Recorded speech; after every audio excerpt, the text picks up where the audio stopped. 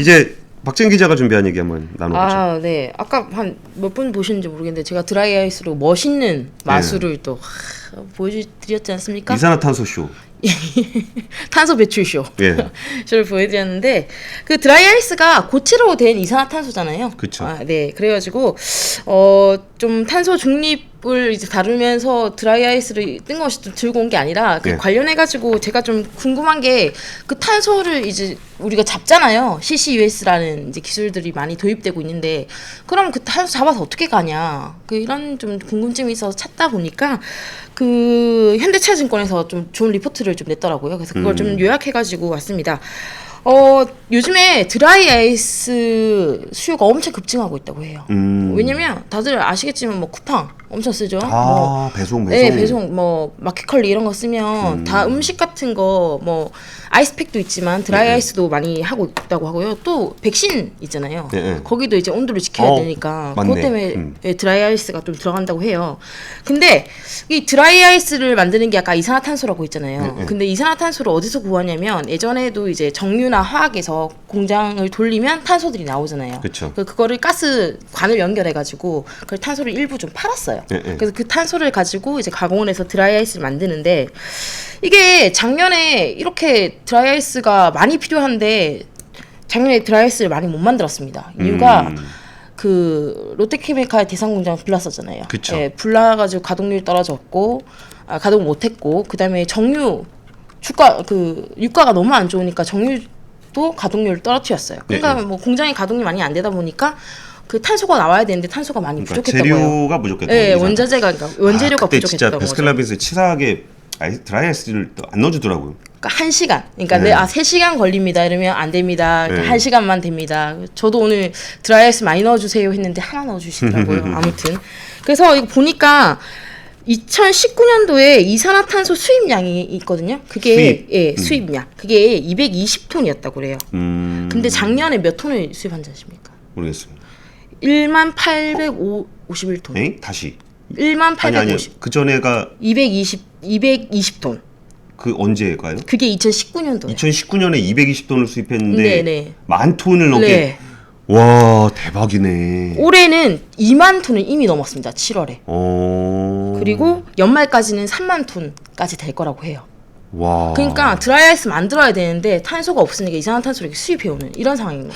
탄소 지금 뭐 막 다 버리고 있는데 버리고 싶어 하는데 그걸 수입해오고 있다는 얘기입니다. 그래서 참고로 관련 주식 얘기 들으면 태경케미칼이 네. 드라이 아이스 만드거든요. 네, 맞아요. 근데 그 얘기 주가는 그냥 그러네요. 네, 주가 좀 뜨다가 좀 뜨다가 많이 내려왔네요. 네, 그렇게 되고 있습니다. 아무튼 그래서 전체 올해 드라이 아이스 수요가 10만 톤인데 이게 작년 7만 5천 톤보다 한 30% 상승하는 거라고 합니다. 근데 이 드라이 아이스가 이제 아까 이산화탄소를 만든다고 말씀드렸잖아요. 근데 이거가 이게 액화탄산?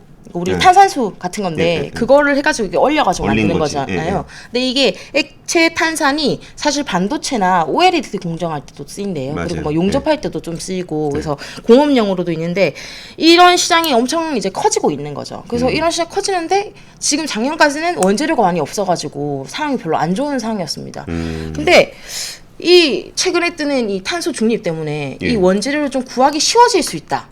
라는 게 이제 전망입니다. 그래서 우리가 많이 뭐 CCUS 관련해서 많이 말씀드렸는데 이게 탄소를 이렇게 공장에서 뿜뿜뿜 해지는 거를 잡아가지고 얘를 묶어가지고 이제 어떻게 할 거냐? 해야 될지를 모르겠지. 탄소를 어떻게 할 거냐? 이렇게 해서 나오는 게 보통은 이제 산유국들 거기는 이제 땅 파가지고 기름 캐내잖아요. 그러면 이제 그 땅에 있던 기름이 빠졌으니까 그 공간이 생길 거잖아요. 그래서 거기다 집어 넣거든요. 그 탄소를 이제 땅에 묻는 거죠 한마디로. 날아가지 못하게 대기 중으로. 뭐 이렇게 박진 기자가 말을 되게 쉽게 잘 해주셨는데 네네. 쉽진 않습니다. 가둘 데가 없어서 거기다 가두는 거예요. 맞아요. 가둘 데가 없어가지고. 가둬놨는데 얘가 다시 다 나가버리면 안 되니까 찾다가 그 기체든 액체든 집어넣었을 때 영원히 안 나올 수 있는 곳을 찾다 보니까 야, 석유나 가스는 가둬놓으면은 사람이 억지로 뽑아내기 전에는 안 나오지 않냐. 그래갖고 찾다가 이제 거길 찾은 거죠. 그렇죠. 여기다 한번 이제 넣어보자. 네. 그래서 뭐 그냥 갖다 넣으면은 쉽게 끝나는 문제가 아니고 네네. 그냥 넣어보자라는 것이 CCS의 지금 그 기본 그쵸. 스킴이죠. 그러니까 CCS가 그거고 이제 CCU라고도 하는데 CCU는 활용. 그래서 CCU, CCS 아까 말씀하신 그 저장 이걸 합쳐가지고 CCUS라고 하거든요. 그래서 보통 이제 CCS를 생각을 많이 합니다. 개발을 많이 하고 있고요. 근데 뭐 아시겠지만 우리나라는 석유가 안 나잖아요. 그래가지고 넣을 데가 없는데 넣을 데가 하나 있다 그러더라고요. 저기 동해 가스전. 그게 이제 2022년 6월인가가 가동이 끝난다고 해요. 그게 끝나면 이제 거기다가 묻겠다라는 게 이제 계획인데 여기서 묻을 수 있는 게 연간 40만 톤 묻을 수 있대요. 이산화탄소를. 연간 40만 톤. 우리나라가 참고로 우리나라의 8억 톤. 8억 톤. 8억 톤인데 40만 톤이면 0.06% 되나요? 비율을 계산할 필요가 없을 것 같습니다. 네. 예. 근데 이거를 또 우리나라 어떤 나라입니까? 하겠다. 더 늘려서 추가적으로 다 해가지고 연 400만 톤을 묻게 하겠다. 어디다가요? 동해가스전에다요? 아니요. 다른 데도 더 이렇게 발굴을 해서 그런 데를 뭐 해외일 수도 있고 그게 뭐 어딘지 몰라요 아직은.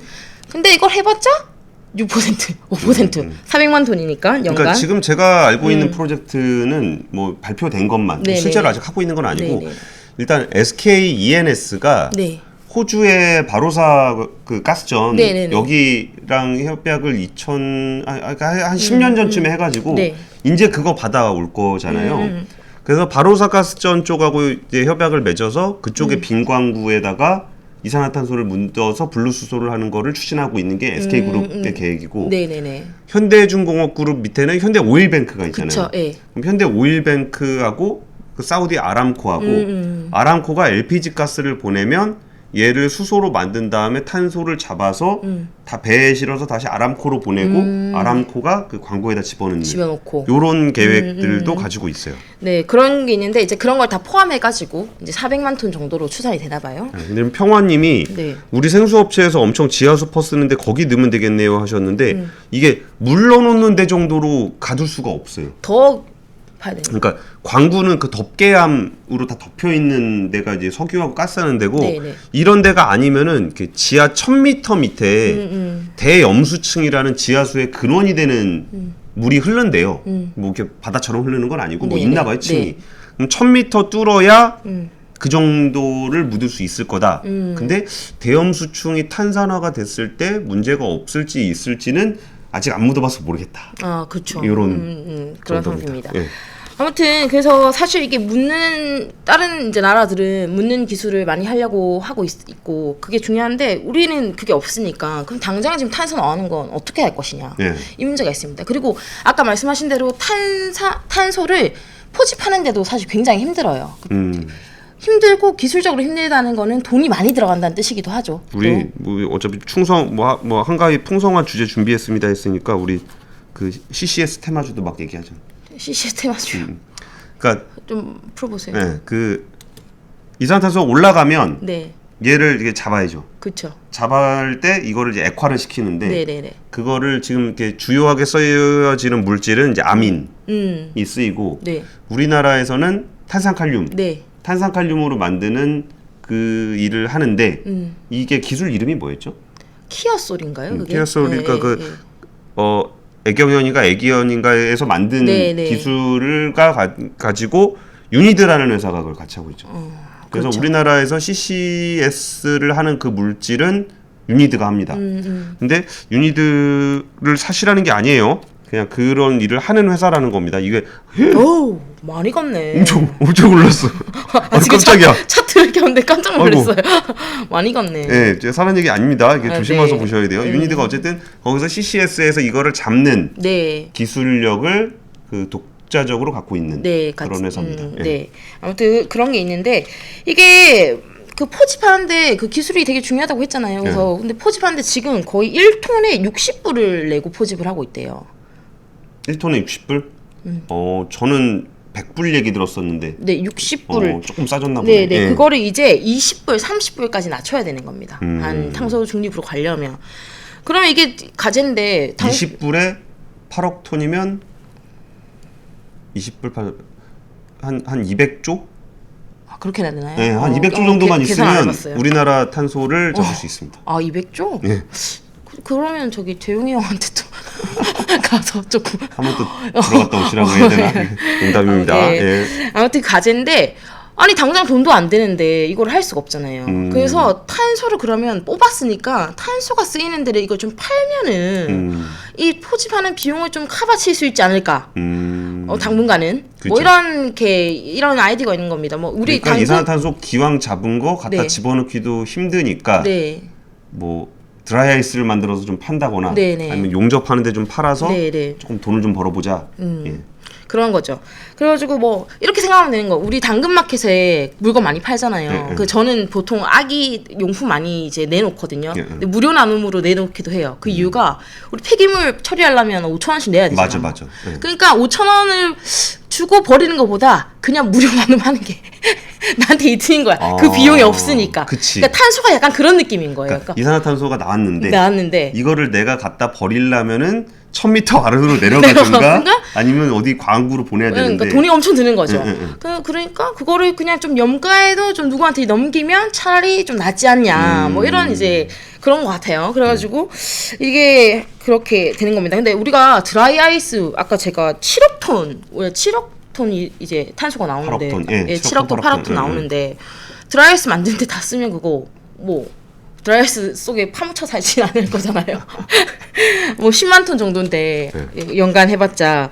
그래서 그러면 이 탄소를 다른 데는 좀 쓸 수 없을까라는 이제 그런 생각이 좀 드는데 이 냉매 있잖아요. 네, 냉매. 우리 옛날에 프레온 가스 이런 말 많이 했죠. 그때 막 프레온 가스를 금지시켜야 된다 이런 얘기를 했는데 이 온실가스 중에 한 6개가 있대요. 그게 뭐 탄소도 포함되긴 한데 뭐 프레온도 있고 뭐 메탄도 있고 수소 불화탄소도 있고 이렇게 하는데 예전에는 프레온을 쓰다가 그게 너무 지구 이 온난화에 너무 영향을 많이 미치고 그때 온실가스 아니 오존층 파괴를 했었죠. 맞아요. 프레온이. 오존층 파괴 때문에 프레온이 이제 쓰지 않기로 됐습니다. 그래서 그걸 대체하는 게 수소 불화탄소가 있었대요. 그래서 그걸 대체 프레온이라고 하는데 사실 이것도 알고 보니까 지구 온난화에 엄청난 주범이 되고 있다. 오존층 파괴는 안 하는데 온실가스더라. 온실가스인데 그래서 이게 지구의 온도를 높이더라.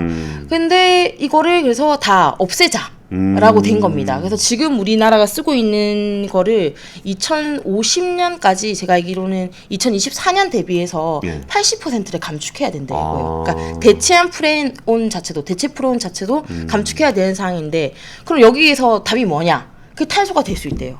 왜냐면 그거와 비교했을 때 한 1000배 정도 작대요. 그 지구 온난화를 높이는 수준이.